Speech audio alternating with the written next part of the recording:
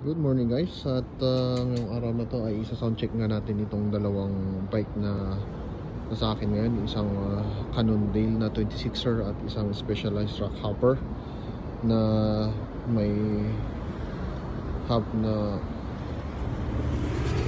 ARC MT-009. At dito naman sa Cannondale naka Coaster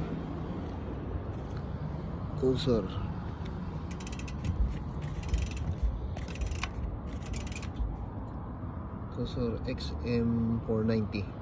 Dito yung XM490 Pro, yung XM490 lang.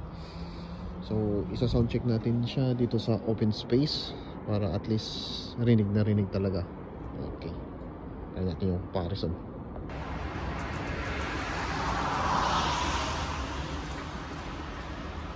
Unahin natin itong Specialized Rock Hopper na naka ARC 009.